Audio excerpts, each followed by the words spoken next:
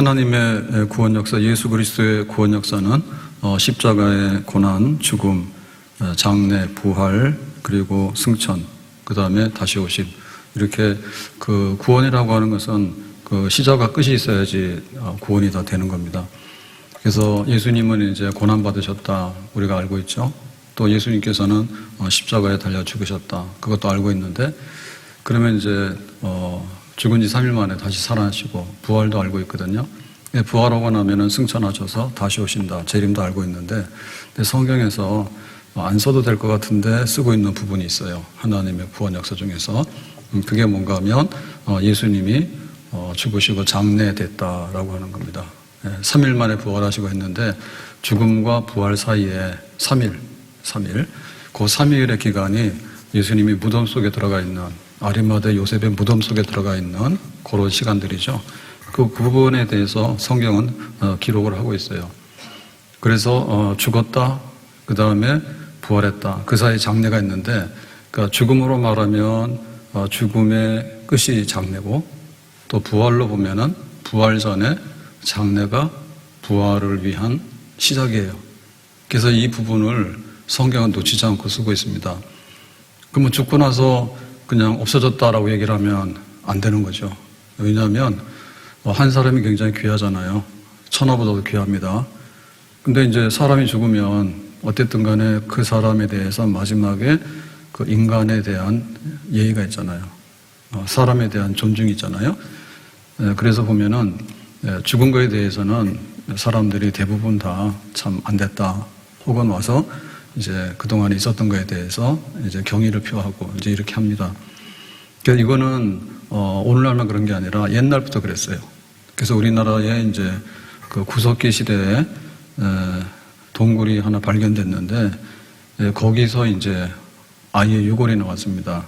그러니까 지금부터 한 4만 년 전인데, 근데 그거를 이렇게 조사해 보니까 이렇게 바위 위에다 올려놓은 그 아이의 유골인데, 그거를 이제 현대 과학으로 이렇게 재구성을 해봐서 검사를 해보니까 한 나이는 한 4살에서 6살이고 연대는 한 4만 년 전, 구석시대 때 그 동굴 안에다가 이거는 이제 장례를 지내준 거예요. 그냥 죽었다 해서 갖다 버린 게 아니라. 그런데 이제 그 장례의 의미가 좀 지금하고 똑같다. 만약에 어린 아이가 죽었을 때 부모가 아픈 마음이 있겠죠? 그래서 그냥 아이를 이렇게 장례 지내면서 거기다가 이제 국화꽃을 요 가슴 위에다가 올려준 거예요. 아이 시체 위에다가 올려줘서 장례 지냈다고요. 그러면 이제 그 동굴 속에는 꽃이 없잖아요. 바깥에서 가져왔겠죠? 그래서 바깥에 조사를 해보니까 거기는 꽃이 있는 환경이 아니란 말이죠. 그러면 적어도 어느 정도 떨어진 곳에 있는 꽃을 꺾어다가 이 아이를 장례 지내면서, 거기에 지금 우리가 뭐 이렇게 꽃 같은 거 장례식에 가면은 이렇게 하잖아요. 그렇게 이제 죽음을 애도한 거겠죠. 그러니까는 사람이 죽었다 해서 그냥 막 던져놓거나 혹은 버리거나 하지 않습니다. 대부분 간에 정성 있게 해서 장례를 해주는 거죠. 그러면 그 죽은 거에 대해서 마무리예요. 장례. 그래서 죽었다 하면 장례로 인해서 죽음이 끝나는 겁니다. 그러면 이제 우리가 사도신경 고백할 때 죽은 자 가운데서 다시 살아나시고라고 하는데, 그 예수님이 부활하셔서 살아나셨을 때 죽었는데 없어졌다. 근데 예수님이 살아났다. 그러면 이거는 완전 홍길동입니다. 동에서 번쩍 성에서 번쩍 하잖아요. 그러면은 그 예수님의 부활이 그게 그 부활인지 신빙성이 별로 없어요. 그래서 예수님이 살아났었을 때는 장례 지낸 데부터 예수님이 살아나야 돼요. 그렇죠. 어느 날 없어졌다가 나타나면은 그건 부활이라고 하지 않잖아요. 그래서 여기 지금 아리마대 요셉의 무덤에다 장례를 지냈는데, 안식일 지나고 나서 가보니까 무덤의 문이 열리고 없더라. 예수님의 시신이 없더라. 근데 이제 예수님이 나타나셨더라. 그러니까 예수님의 부활이 연결이 되는 거죠. 그래서 장례라고 하는 것은 예수님의 부활을 하나의 말하기 위해서 여기다가 장례 지냈다. 근데 이 죽음을 이기고 사망을 이기고 예수님이 부활하셨다. 이렇게 하는 겁니다. 그러면 이제 예수님의 이 장례에 대해서 쓰고 있을 때 여기 등장하는 그 장례식의 주인공들이 있는데요. 그 한 사람이 요셉입니다. 57절에 점으로 쓸 때, 이제 지금 우리가 요일로 계산하면 금요일입니다. 금요일 날 이제 오후에 3시에 예수님이 죽으시잖아요. 그러니까는 일몰, 해가 지면은 이제 안식일로 되거든요. 날짜가 변경하는 거예요.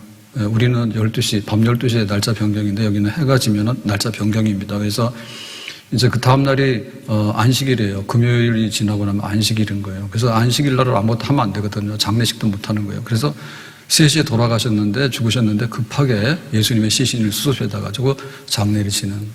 그럼 우리 같으면은 어떻게 이렇게 빨리 장례를 지내냐 그러면 그 예수님이 죽은 예수님의 시신을 갖다가 이제 아리마다 요셉의 무덤에다가 갖다가 이렇게 옮겨놓으면 되는 거예요. 그게 장례예요.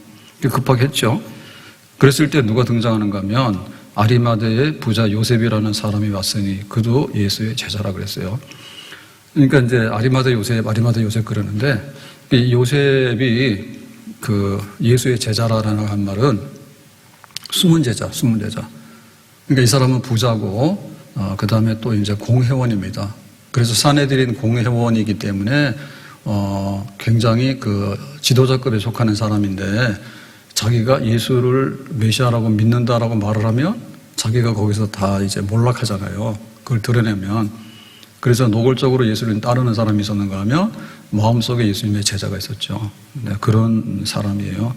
그런데 이제 십자가에서 죽은 걸 보고 저거 장례는 지내야 되겠는데 베드로를 비롯해서 예수님의 제자들도 도망갔거든요. 그러니까 이제 내가 나서서 예수님의 시신을 수습해서 장례를 지내야 되겠다. 그리고 이제 용감하게 가서 그거를 요구하게 된 겁니다. 자, 그랬더니 58절에 빌라도에게 가서 예수의 시체를 달라 하니 빌라도가 내주라 명령하거늘. 그죠? 그러니까 총독 빌라도를 찾아가서 그 로마법으로 정치범으로 처형당한 예수의 시체를 달라라고 하는 것은 목숨 걸고 하는 일이에요. 만약에 자기도 잘못 걸리면 너도 예수님하고 무슨 연관이냐 해가지고 엮일 수 있는 거거든요. 근데 그런 위험성을 감내하면서 예수님의 시체를 달라고 했어요. 근데 빌라도가 내줬어요. 근데 사실 이건 안 내줘도 되는 거거든요. 왜냐하면은 거기 십자가형으로 죽은 사람은 대부분의 경우 그냥 그대로 방치해둔단 말이에요. 저주받아서 죽은 거기 때문에. 그러면은 독수리나 새들이 와서 그 시체를 쪼아먹어요. 예, 그렇게까지 놔두는 거예요. 아니면은 이제 이렇게 그 십자가형으로 죽은 사람, 가장 악질적인 범죄자들을 매장하는 그런 데다가 갖다 던져놓는 거죠. 근데 이런 경우에는 빌라도가 그러면 네가 가서 장례해라 하고 내준 거죠. 굉장히 호의로운 거죠. 빌라도는 원래 예수님을 죽일 마음이 없었거든요.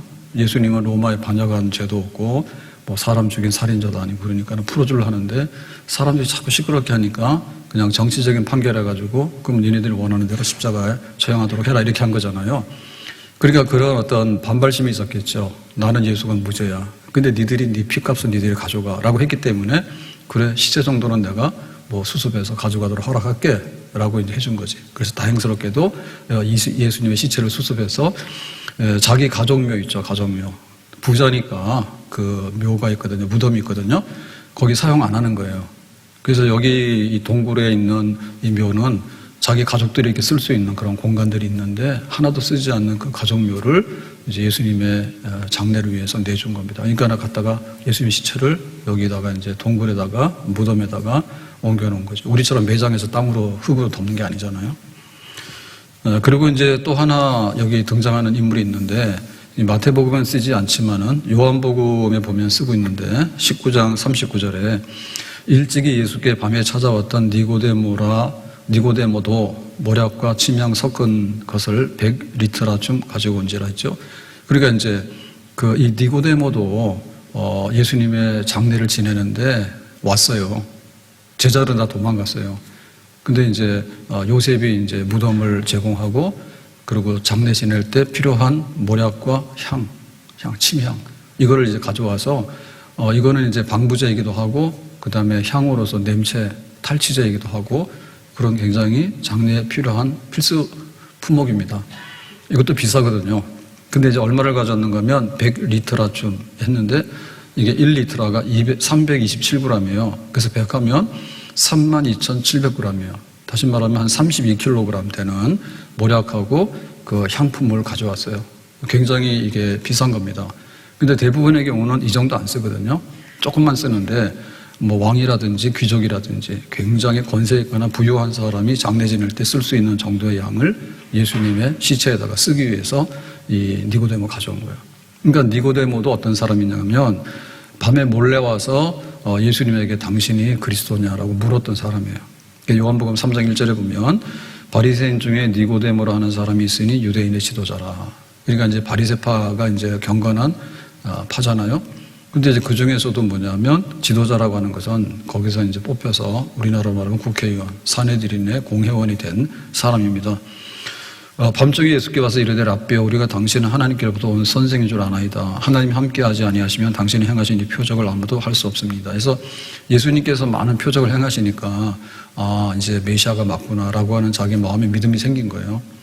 근데 이제 낮에 와서 예수님 따라다니면 자기 지위가 있잖아요. 자기가 유대인 바리새파고 또 이렇게 지도자급에 속하는 공회원이고 한데 예수 따라다니면 자기의 입지가 이제 자기의 기득권에 가지고 있는 모든 것들이 이제 다 부정당할 수 있으니까 몰래 밤에 와서 예수님한테 물은 거죠. 예, 선생님, 다시 말하면 그리스도이십니까? 라고 이렇게 묻는 겁니다. 3절에 예수께서 대답하여 이르시되 진실로 진실로 내게 이르노니 사람이 거듭나지 아니하면 하나님의 나라를 볼 수 없느니라. 이렇게 대답해요. 그래서 네가 거듭나야 된다. 다시 말하면 네가 예수 믿고 구원받으려면 거듭나야 돼. 거듭나는 거 어떻게 거듭납니까? 라고 하니까 모태로 들어갑니까? 하니까 그게 아니라 물과 성령으로 거듭난다. 이렇게 해가지고 예수님하고 다시 말하면 예수님이 그리스도입니까? 라고 하니까 내가 그리스도인데 너 유대교에 있으면 안 돼. 정말 이제 앞으로 예수님이 십자가 죽으시면은 이제 그 예수님의 피로서 구원받는다라고 하는 그 복음을 받아들여야 돼. 그럴 때 이제 네가 거듭나서 구원받게 되는 거야. 이제 이런 것을 한밤중에 그러니까 1대1로 전도한 거죠. 1대1로 문답하며 전도하면서 이제 예수가 그리스도다라고 하는 심정을 확정 지은 숨은 제자 여기도. 그래서 여기 아리마대 요셉하고 이 니고데모는 숨은 제자인데 지도자급에 속하는 숨은 제자인데 이제 예수님의 죽음 앞에서 다 도망가고 이제 다 모른다 하니까 이제 빌라도에게 나가서 시체를 요구해서 장례식을 제대로 이제 치러주게 되는 그런 주인공으로 등장하게 되는 거죠. 그래서 예수님의 장례는 없으면 안 되는 거예요. 예수님의 죽음은 장르로서 집약되어지는 거고 예수님의 부활은 이 장르로부터 출발해서 부활이 연결되기 때문에. 근데 여기 막상 와서 일한 사람은 그동안에는 나타나지 않았던 요셉과 니고데모, 다시 말하면 숨은 제자들의 활약이 컸다고 합니다. 그래서 우리가 예수님의 이 죽으심에 대해서 마지막까지 가봐야지 정말 우리가 믿는 사람인 걸 알 수 있어요. 그러니까 좋을 때 와서 호들갑 떠다가 잔치집에 와서 먹고는 도망가는 사람은 진짜 제자가 아니지. 진짜 제자 아니지. 진짜 제자는 예수님이 죽었을 때 그때 예수님의 생애에 죽을 만한 것이 아닌데 이렇게 희생당한 것에 대해서 애도하면서 고맙게 여기면서 정말 진짜 내가 당신을 따르는 제자입니다 라고 하는 그런 믿음을 예수님이 무덤에 들어갈 때 보여주는 게 진짜 제자예요. 그래서 우리도 시작은 창대한데 마지막은 미약한 게 아니라 처음에는 좀 있는지 없는지 몰라요. 있더라도 숨은 제자야. 그런데 이제 교회가 어렵거나 정말 이렇게 위기가 올 때 그때 나타나서 내가 다 감당하겠다. 그렇게 당당하게 나설 수 있는 사람, 숨어 있는 제자가 바깥으로 나오는 제자 되는 그런 참된 제자, 그런 제자가 예수님의 장례를 감당하는 진짜 제자가 될 수 있는 줄로 믿습니다. 존귀 영광 모든 권세 주님 홀로 받으소서. 멸시천대 십자가는 죄가 지고 가오리다. 존귀 영광 모든 권세 주님 홀로 받으소서.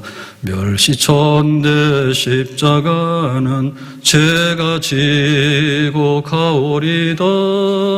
제자들은 자정성 우정성 하는데 아주 그냥 불이 붙었거든요. 그때 막상 예수님께서 맥없이 십자가에 못 박혀 죽으시니까 다 도망가 버렸어요. 나 살자고. 그게 제자들이에요. 그 중에 베드로 같은 경우에는 예수님 모른다고 3번이나 부인해 버렸고요. 그리고 그 제자 중에 가룟 유다는 아예 은삼십에 예수님을 배교해가지고 팔아넘겼다니까요. 그리고 도마 같은 사람은 막 의심이 나가지고 이게 어떻게 된 건가 이러는 사람도 있었고. 근데 이제 이렇게 드러나는 제자들은 흐지부지했지만은 진짜 숨어있는 제자들이 예수님의 장례를 빛나는 주인공이 됐다라고 하는 것은 숨은 진주가 따로 있다. 교회에도. 그래서 우리가 평상시에는 잘 모르는 것 같지만은 어려운 순간에 그때 나타나야지 그게 바로 애국자예요. 난세의 영웅이 그렇게 나는 거거든요. 그래서 우리도 우리 신앙의 믿음의 가치를 다른 사람들이 무관심하고 도망갈 때 지금까지는 내가 신앙 고백을 공개적으로 못했지만 신앙 고백을 공개적으로 하고 그리고 예수님 장례 지내는데 우리 집의 향품이나 우리 집의 무덤을 놔두면 뭐 할 겁니까? 예수님의 장례를 위해서 쓰는 것이 영광인 줄로 믿습니다. 그래서 소중한 소중한 헌신을 할 수 있는 참된 제자가 될 수 있기를 예수님의 이름으로 축복합니다. 자, 이제 이래가지고 예수님이 이제 장례를 지내게 되는데, 말씀 59절에 가보면, 아리마다 요셉이 시체를 가져다가 깨끗한 세모포로 싸서, 60절, 바위 속 판 자기 새 무덤에 놓고, 큰 돌을 굴려 무덤 문에 놓고 가니, 그랬죠? 그래서 그 석회 동굴에다가 시체를 옮겨다 놓고 돌로 막았어. 그렇게 되면 그게 이제 장례 지내는 겁니다. 그래서 장례 끝났다고 합니다. 그러면 이제 예수님이 금요일 날 해지기 전에 이렇게 급하게 죽으시고 장례까지 지낸 다음에 이제 안식일, 토요일 안식일이 꼬박 하루가 지나가고 나고 안식일 후 첫날이니까 주일이죠. 주일 새벽이죠. 그 주일 새벽에 예수님 부활하시잖아요. 그러니까 이제 장례 지내고 나서 그 시간에 있어서 뭐 했는가? 이제 이게 이제 진짜 우리에게 중요한 문제가 되겠습니다.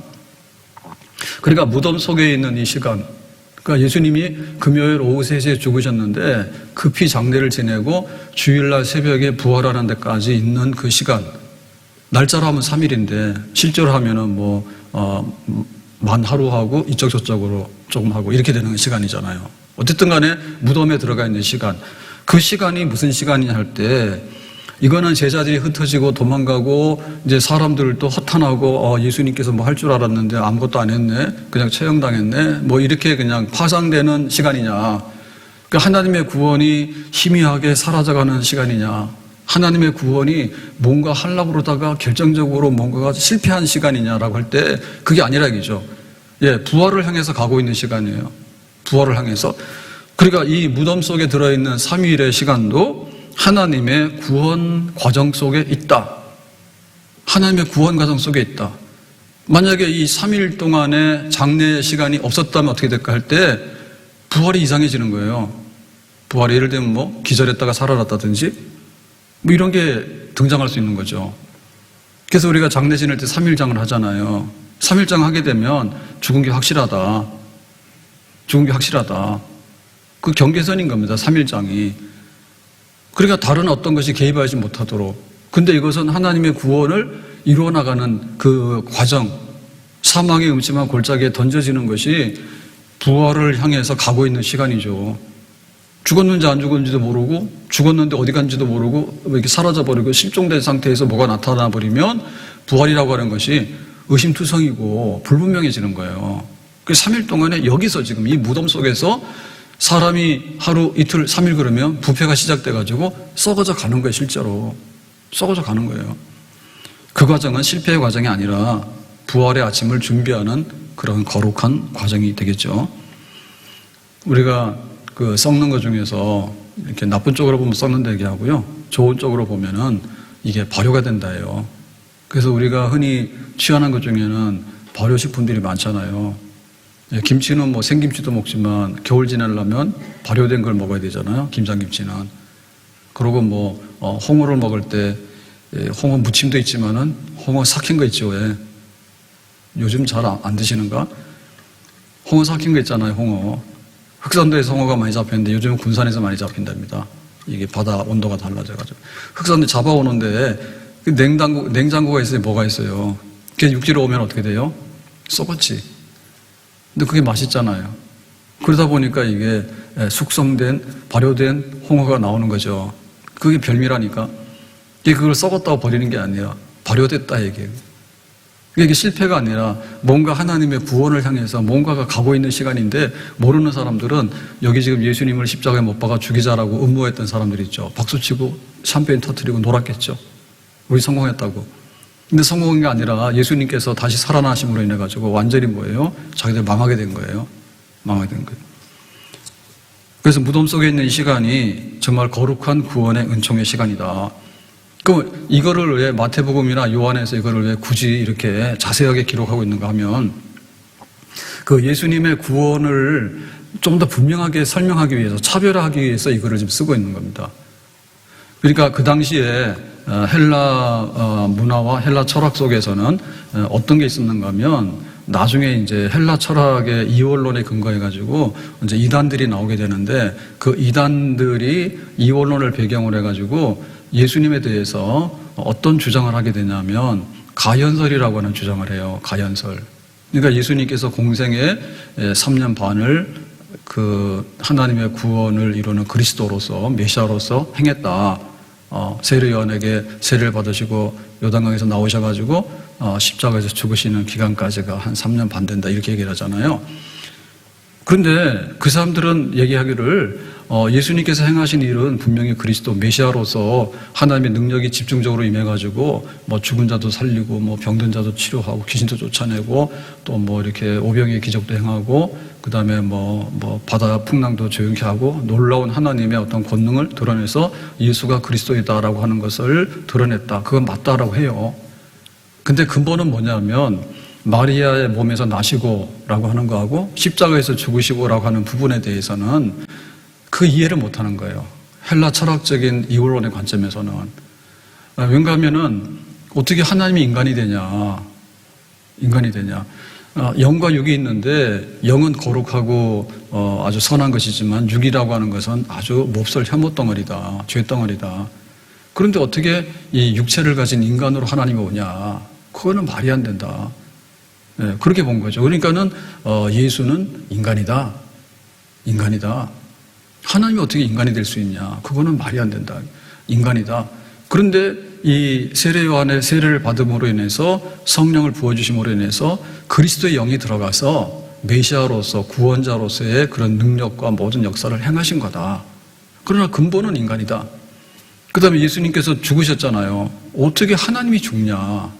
하나님 죽는다는 게 말이 되냐. 그러니까는 죽을 때 십자가에 달린 것은 인간 예수다. 그러니까는 예수님의 구원 사역은 여기 지금 세례 받고 나서 십자가에 죽기 전까지의 사역이 그리스도로서의 구원 사역이고, 예수님은 인간으로 나서 인간으로 죽으신 분이다 라고 하는 그런 사상을 가지고 있어요. 그러니까는 여기 지금 예수님께서 십자가에 죽으셨다고 하는 것은 하나의 정말 그리스도가 죽은 게 아니라 이미 그리스도의 영은 떠났고 인간 예수가 달려서 죽은 거다. 그렇게 본 거다. 가연. 그리고 하나의 잘못된 현상을 본 것이다 라고 한 거죠. 그러니까 여기 인간 예수가 죽었다라고 해서 그거에 대해서 말하고 싶지 않은 거예요. 근데 요한은 혹은 마태는 쓸 때 뭐냐면 죽은 이 예수는 인간으로 오신 하나님이야. 인간으로 오신 하나님이 마리아 몸에서 나셨고, 인간으로 오신 하나님이 인간을 죄를 대신해가지고 십자가에서 죽으시고 여기 지금 장례된 거야. 그거를 얘기하는 거죠. 그러니까 우리의 모든 구원이 예수님께서 십자가에서 죽으시는 것이 없으면 우리의 죄값이 다 이렇게 없어지지 않잖아요. 그러니까 무덤 속에 들어가서 썩어지는 과정이 우리의 죄값을 없이 하는 과정이에요. 죽어서 썩어지는 과정이 죽음과 부패의 과정이잖아요. 죽어서 김일성이나 이런 식으로 해가지고 냉장고 넣어놓거나 아니면 방구 처리해가지고 이렇게 넣는 거는 정상적인 과정이 아닙니다. 죽으면은 그와 동시에 모든 것이 다 이렇게 썩어지는 과정으로 가게 되는 것이 죽음의 정상적인 과정이에요. 예수님이 그 과정을 갔다는 거예요. 만약에 이 썩어지는 3일 동안의 과정을 얘기하지 않으면 부활이라고 하는 것이 이상해지는 거예요. 정말 인간의 죽음에서 새로운 생명으로 나왔는가? 그런 거죠. 지금 나무들이 살아가지고 봄 되니까 이제 꽃도 피고 비 오니까 꽃 다 떨어지고 가서 보니까 잎사귀가 막 났더라고. 새순이 돋았더라고.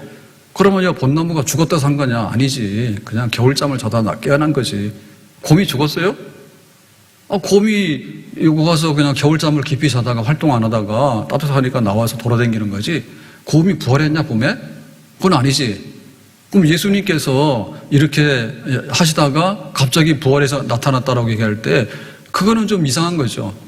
그러니까 우리들이 죄로 인해서 죽는다. 죽으면 썩어서 흙으로 돌아간다. 완전히 부서져 버린다. 완전히 생명이라는 것은 흔적도 없이 사라져 버린다. 그런데 새로운 생명이 들어온다. 그것이 첫 열매가 예수님이란 말이에요. 그러니까 예수님께서 이 3일에 죽어지는 과정은 그야말로 인간 구원을 위해서는 꼭 필수적인 과정입니다.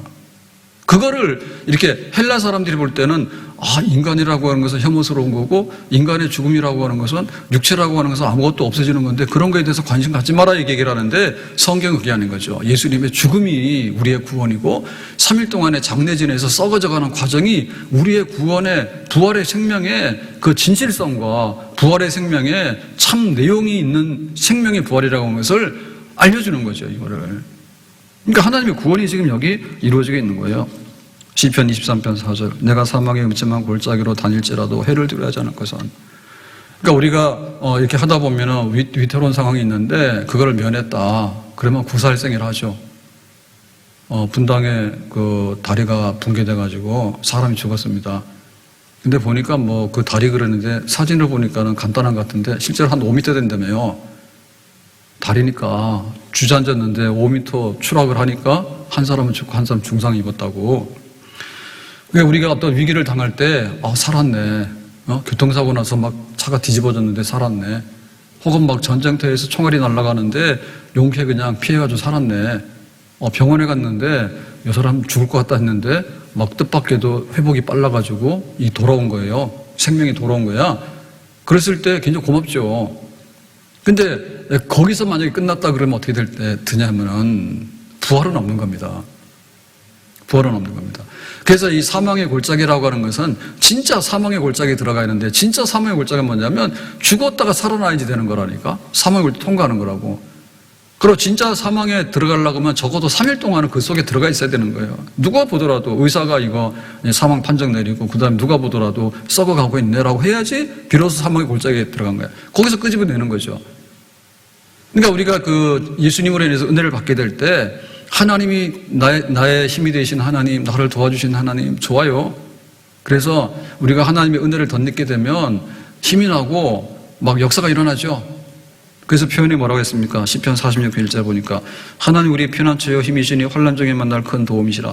땅이 변하든지 산이 흔들려 바다 가운데 빠지든지 바닷물이 솟아나고 뛰놀든지 그것이 넘침으로 산이 흔들릴지라도 우리는 두려워하지 아니하리로다. 그러니까 땅이 갈라지는 지진, 바닷물이 육지로 올라오는 쓰나미, 해일 이런 게 되면 뒤집어지잖아요 다. 그럴 때 하나님께서 이거를 막아주시고 안전하게 해주시면 우리가 볼 땐 굉장히 안심이 되고 정말 큰 은혜를 입은 거죠. 근데 이것보다 더 큰 게 뭔가 하면 죽어서 3일 동안 썩어지는 과정에서 살아나는 거예요. 그러니까 내가 구세일생 하는 것보다도 우리는 언젠가는 죽어야 돼. 그리고 하나님 앞에서 하나님의 진노로 인해서 부스러져야 되는 거예요. 엘리 엘리 라마 사박다니 하나님 어찌하여 나를 버리십니까? 하나님께서 우리를 사망으로 던져버리고 음부에 던져버리고 이런 거를 당해야 될 사람들인데 그냥 뭐 이렇게 쓰나미가 안 왔다든지 혹은 뭐 지진이 났는데 뭐 우리는 그 땅속에 안 들어갔다든지 뭐 다리가 무너졌는데 아마 우리는 그냥 뭐 거기에 안 무너졌다든지 우리가 받은 은혜가 크지. 근데 은혜가 큰데 하나님의 완전한 구원은 이 사망과 음부의 권세를 이기는 구원이 돼야 되는데 이걸 하려면 예수님 죽어야 된다니까. 예수님 죽어야 되는데 죽음의 끝판은 장례식이라니까. 장례식은 3일이면 효과를 발휘하는 거예요. 3일이면 석 달이나 3년이나 그 다음에 똑같은 거예요. 그러니까 이 3일이면 충분한 거야. 그러니까 이 3일 동안에 무덤의 흑암과 사망에 갇혀있는 이 시간이 얼마나 괴롭고 힘든 시간이었을까. 아버지에게 버림받는 시간, 예수님은. 육체는 썩어져가는 시간. 이 시간을 견뎌냄으로 인해서 안식 후 첫날에 드디어 주일날 새벽에 해가 뜰 때 그때 이제 예수님은 부활하게 되는 거죠. 고린도전서 15장 54절 이 썩을 것이 썩지 않음을 입고 이 죽을 것이 죽지 않음을 입을 때에는 사망을 삼키고 이기리라고 기록된 말씀이 이루어지리라 그랬습니다. 부활할 때 사망을 삼키고 이긴다. 뭐가요? 생명이 사망을 삼키는 거죠. 55절 사망아 너의 이기는 것이 어디 있느냐. 사망아 내가 쏘는 것이 어디 있느냐. 그러니까 사망이 지금까지 와가지고 진 적이 한 번도 없습니다. 딱 두 사람 안 죽은 사람이 있죠. 엘리야 그 다음에 에녹 죽지 않고 하늘로 승천했잖아요. 그 나머지는 뭐예요? 사망이 와서 싸움을 걸면 사람들이 다 죽었지. 어떤 사람 늙어 죽기도 하고 어떤 사람 병나 죽기도 하고 어떤 사람은 사고나 죽기도 하고 어떤 사람 전쟁터 나 죽기도 하고 어떤 사람은 자다가 현미처럼. 무슨 심혈관에 병이 있었던 것 같다고 그러더라고. 그러니까 밤새 안녕했는데 죽었어. 어쨌든 간에 사망이 와서 물러서는 적이 한 번도 없어요. 사망이 오면 다 이기는 거예요. 그래서 이기는데 어떤 방식으로 이기냐면, 사망아 네가 쏘는 것이 어디 있냐. 쏜다고 하는 것은 독침입니다. 벌에 쏘이거나 이렇게 되면 이게 죽는 거거든요. 침 맞으면 죽는 거예요. 독침. 사망의 침을 맞으면 죽는 거야. 그래서 우리가 요리조리 피하는데 살았다 살았다 하잖아요. 살아있는 동안에는 생명을 계속 연장해야 되니까 우리가 안도의 한숨을 쉴 때 살았다 살았다 하잖아. 그러니까 사망의 침이 피해가기 때문에 산 거야. 근데 언젠가는 이 사망의 침이 우리 속에 들어오게 돼요. 그러면 죽는 거야. 우리도 다 죽는 거야. 그랬는데 예수님이 부활하실 때 어떤 일이 일어났는가 하면 이 모든 것을 이기고 일어나셨지. 예수 믿어서 우리가 몸이 다시 산다 할 때 우리도 이 사망을 이기고 다시 살아났죠. 그러니까 이게 어떻게 해서 오게 되는가 하면 사망이 우리의 지금 생명을 삼켰어. 다 먹어치운 거예요. 사망이 와서. 그러니까 우리가 사망에게 삼킨 바 되어서 사망의 뱃속에 들어간 거지. 저 마귀는 우리를 삼키려고 입 벌리고 달려오나 저 사망은 우리를 삼키려고 입 벌리고 달려오나. 그러니까 마귀가 입 벌리고 달려오는데 마귀 중에 상마귀는 사망이라니까요.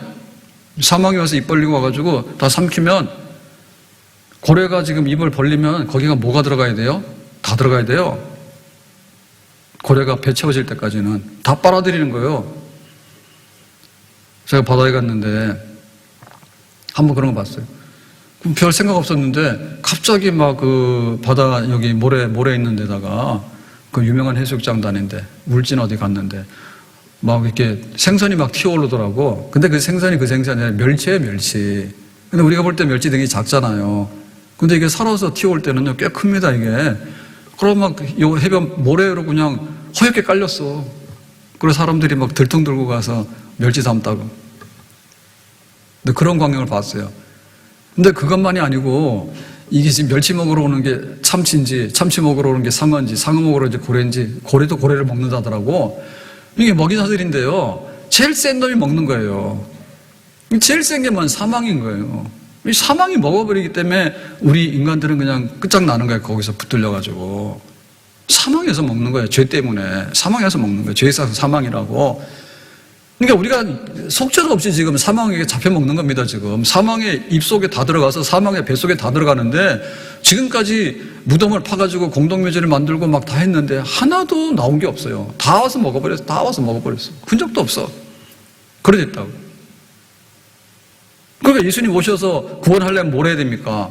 떡 주고 밥 주고 그 다음에 뭐 하고 귀신 쫓아내고 그거 아무리 말해야 맛보기밖에 안 된다는 거예요.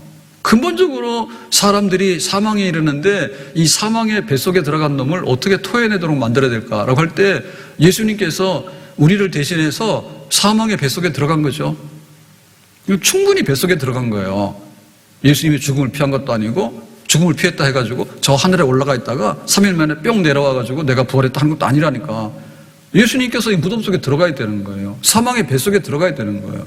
그 사망의 뱃속에 들어가서 3일 동안 충분하게 썩어져야 되는 거예요. 그래야지 우리가 겪는 이 죄의 삭선 사망이요 오라 나는 공고한 사람이더라. 누가 이 사망의 몸에서 나를 건져낼 것인가라고 하는 우리의 탄식과 우리의 그 무거운 사망의 짐 있죠. 그거를 예수님께서 먼저 경험하신 것이죠.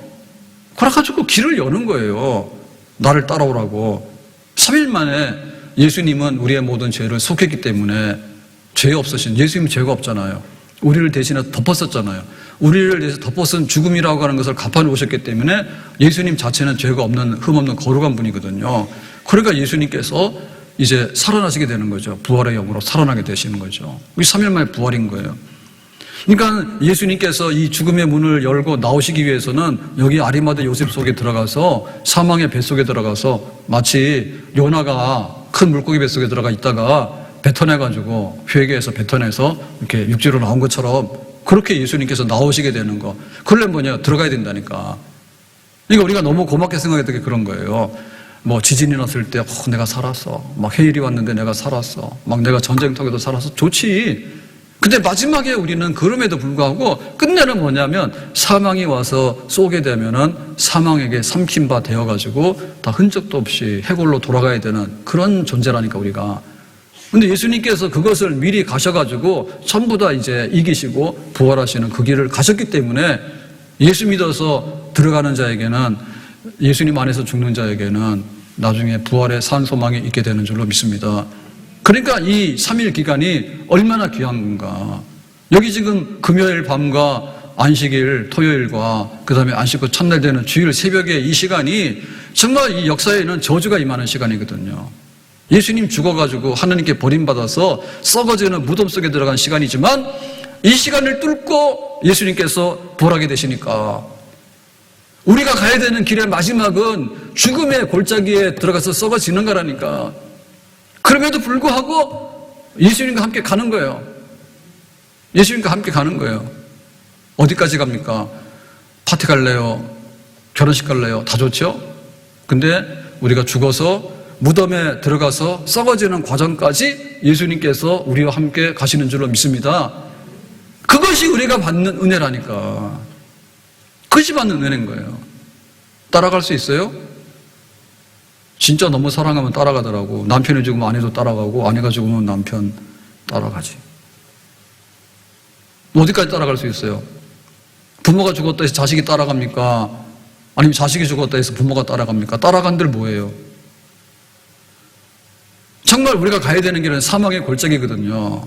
죄의 싹은 사망이라 누가 간들 우리를 이 사망이 삼킨 거에서 구해낼 수 있는 건 없어요.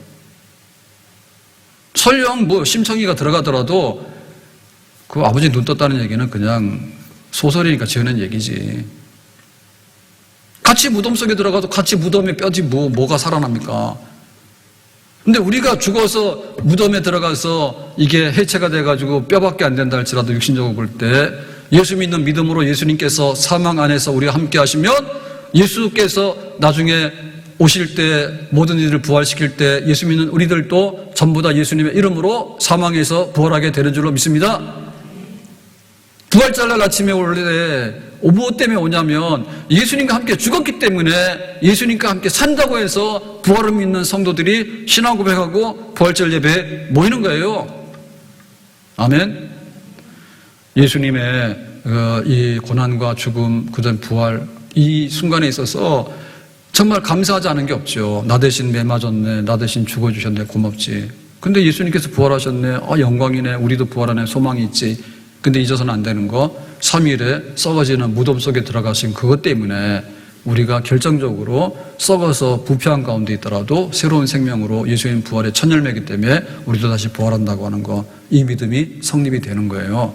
그래서 정말 예수님과 함께 죽어지는 이 경험들이 우리에게는 영광의 날들을 예비하는 그런 새로운 은혜의 날이 되는 줄로 믿습니다.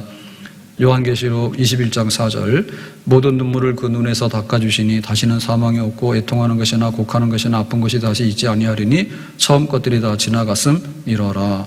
아멘. 그러니까 예수님께서는 우리가 울 때 함께 해주시고 때로는 우리가 아플 때 함께 해주시고 때로는 우리에게 괴롭고 눈물 나는 이런 일들이 있을 때 함께 해주시고 다 함께 해주시는데 이 모든 것들이 지나가게 되는 것은 뭐냐면 죽음의 골짜기에 나를 대신해서 가셨고 우리가 그 골짜기에 던져지다 하더라도 예수님께서 함께 하심으로 부활의 새 생명을 약속하셨기 때문에 눈물과 아픈 거, 곡하는 거, 슬픈 거, 애통하는 거, 질병 이 모든 것들 가운데도 주님은 늘 우리와 함께 해주시는 줄로 믿습니다. 사람들 야같거든요. 그래서 나중에 책임 묻지면요 다 버려요. 안 될 것 같으면 야 너는 포기해, 나는 살아야 되겠다 이렇게 등 돌리고 가는 거예요. 근데 예수님만큼 뭐냐면 죽는데도 내가 갈 테니까 나를 따라오라.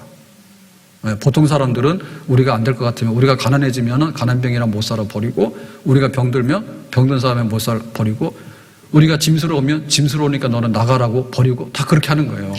그런데 예수님께서는 죽어지는 자리에까지 우리를 대신해서 가심으로 인해서 다 따라오라고 나를. 내가 앞에서 이것도 다 내가 해결해냈으니까 사망의 골짜기를 지나가서 너희들 따라오라고. 정말 예수님만이 죽음을 이기시는 진짜 예수님이고, 그러한 예수님이기 때문에 우리가 무엇을 먹고 마시고 입을 것인지, 세상에서 지진이 나든지 해일이 나든지 전쟁이 나든지 아프든지 세상에서 무슨 일이 뒤집어진다 할지라도 무덤에 들어가서 나를 대신해서 썩어지는 것까지 감당하신 예수님의 이름으로 우리는 이 땅에서 힘들고 공고하고 고단한 삶 가운데도 예수님의 이름으로 능히 이기고 나오는 줄로 믿습니다. 절대적으로 예수님은 우리에게 안 될다 싶으면 발을 빼는 분이 아니라 썩어지는 것까지를 감당하신 분이기 때문에 우리의 모든 짐을 맡기시면서 따라와 가시는 우리의 진짜 구원자요 목자가 되심을 믿습니다. 기도합니다. 오늘 성금요일 저녁에 모여서 기도할 때 예수님께서 십자가 죽으시고 장례 지는 바 되어서 3일 동안의 무덤 속에서 썩어지는 과정을 겪으셨는데, 바로 우리의 무덤에 썩어지는 과정을 예수님께서 먼저 이렇게 해결해 주심으로 우리에게 부활의 날을 예배해 놓으셨습니다.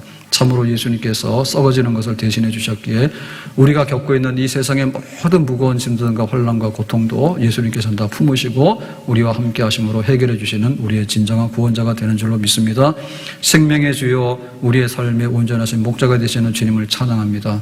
오늘 이 밤에도 우리 가운데 오셔서 영으로 우리를 만나주시고 우리를 새롭게 하여 주시기 원합니다. 예수님의 이름으로 기도합니다. 아멘.